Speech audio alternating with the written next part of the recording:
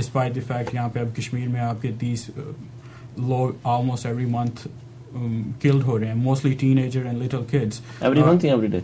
Every month. Every month. 30 लोग killed हो रहे हैं. Yeah, and that's, I mean, more than Palestine and many other parts of the world. लेकिन उसको we have failed to highlight as a human rights issue and diplomacy. I mean, आपका जो enemy है, the other countries, they will talk about or they would want to.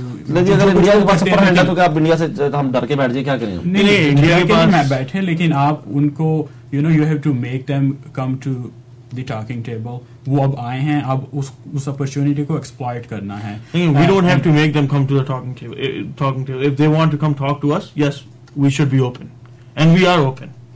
So should we offer them to come and talk to us? We did offer it to them. They refused. Now they're coming to us. Okay, we're open to talk to them. But we don't need to every time. हम लोगों को भी एक एहसास कमतरी हो गया, क्या हो गया कि भाई जब इंडिया से हम भी मतलब एकदम झुक के बात करने की कोई ऐसी जरूरत नहीं. ये एक प्रिवेलिंग थॉट है आजकल कि हम लोगों के सही मसले हैं, हमारे पाकिस्तान में मसले, मगर उनके यहाँ भी कोई 40 से ऊपर रेबल जो है वो अलग 47. Yeah, I mean, there's over 40 rebellions going on within India. So yes, we have our issues, but we don't need to bow and down to everything they say. We don't need to do that. And we need to understand that we don't need to do that. Yeah, I'm not saying, I mean, if you're going to have dialogues, you need to know what you're talking about. Or, I mean, that doesn't mean you give in to India. I mean, the whole point is, jab dialogue ho rahe the, Kashmir was on the backside. Now, I mean, today, the Foreign Minister, Mr. Qureshi, issued the statement after the whole stuff that there can't be any dialogue without Kashmir. अब आपका सियाचिन का problem है, आपके water का issue है, आपके उसके बाद अब you are almost, the Pakistani government has been saying that हम international court में जाएंगे. पिछले 2-3-4 साल से वो वाटर पे डायलॉग हो रहे हैं, लेकिन और I mean they are trying to, लेकिन आप क्या करेंगे? I mean, यार वाटर का मसला तो इंडिया पर आप क्यों इल्जाम सारा दे रहे हैं? आप लोगों के पास अपनी कम्युनिटी नहीं, आप हम लोग खुद अपने डैम क्यों नहीं बना लेते? सही बात है. वो तो ठीक है, अभी I mean आपको बनाने चाहिए, लेकिन उसके अलावा India was not supposed to build those dams, लेकिन उन्होंने बनाए और आपने कुछ नहीं किया. The only way you can tackle that is first you gather international community. वो आप terrorism और वार से नहीं होगा. उसके लिए आपको इंटरनेशनल सपोर्ट चाहिए, डायलॉग चाहिए, और डायलॉग उसमें आपकी टर्म्स ही होनी चाहिए और आपको फर्म होना चाहिए. And I think the good thing about Pakistan is not firm enough with them.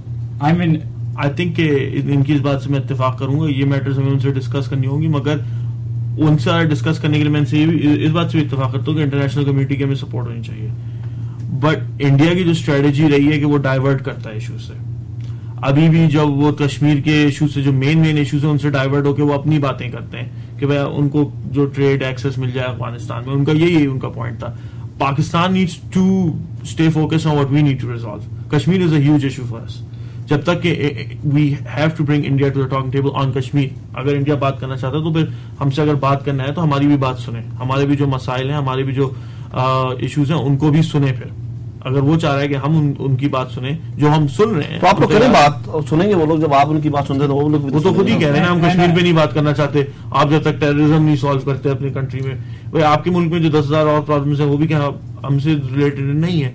तो आप अगर हम भी आपकी बात सुनने को तैयार हैं, हम भी कहते हैं कि चलें भाई सही है. पाकिस्तान में एक तो आपको बता दूं, मुंबई के बाद कितनी जो एजेंसीज का लिंक हुआ था उनकी फंडिंग रोक दी गई. पाकिस्तान गवर्नमेंट ने खुद किया, उनको दहशतगर्द करार दिया. हमने तो एक स्टेप लिया, एक पॉजिटिव स्टेप. उसके बावजूद वो ये कहते हैं कि जी पाकिस्तान ने स्पॉन्सर किया है.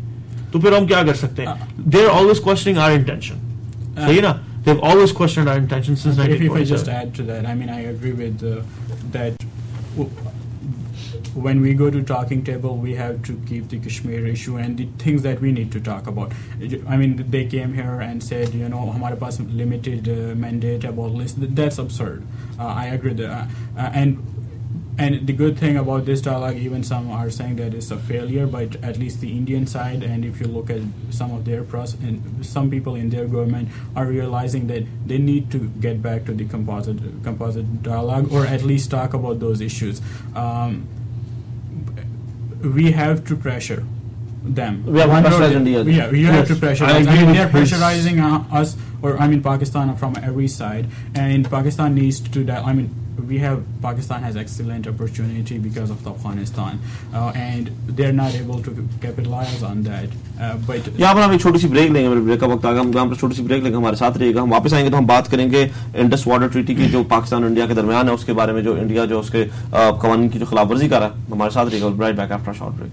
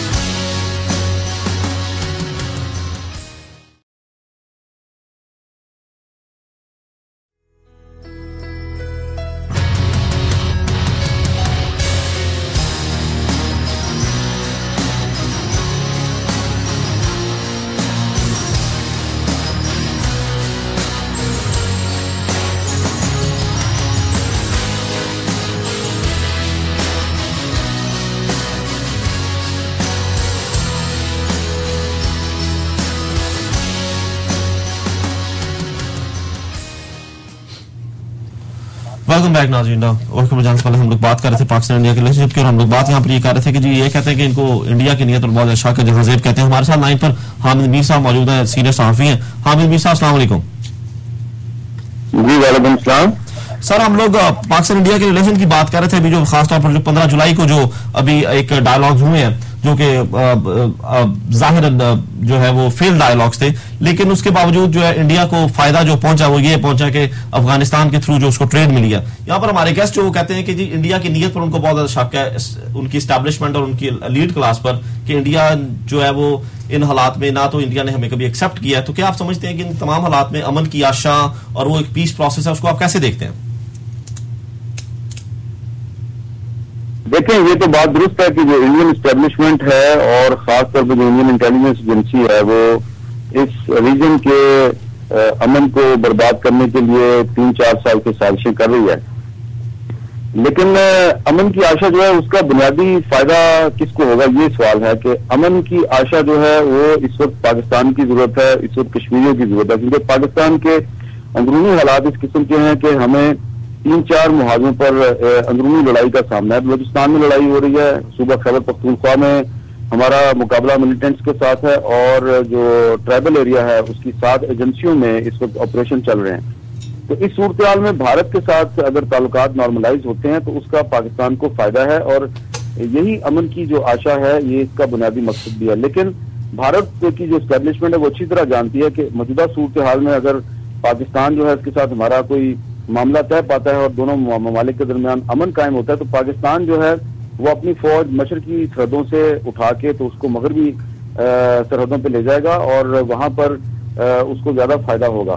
तो इसलिए अमन की जो आशा है उसका फायदा तो पाकिस्तान को है और कश्मीरियों का है, लेकिन ये जो भी चीज पाकिस्तान के फायदे में होती है उसको इंडियन एस्टेब्लिशमेंट आगे नहीं चलने देती। और इसीलिए हमने देखा कि 15 जुलाई को जब कृष्णा साहब और निरुपमा राव यहाँ इस्लामाबाद में आए तो पाकिस्तानी वजीर खारजा ने बहुत लचक दिखाई, बहुत फ्लेक्सिबिलिटी का मुजाहरा किया और कोशिश की कि वो कश्मीर पर बात करें, अमन पर बात करें, पानी पर बात करें, लेकिन वो किसी भी तौर पर तैयार नहीं थे, जिससे साबित होता है कि जो इंडियन एस्टेब्लिशमेंट है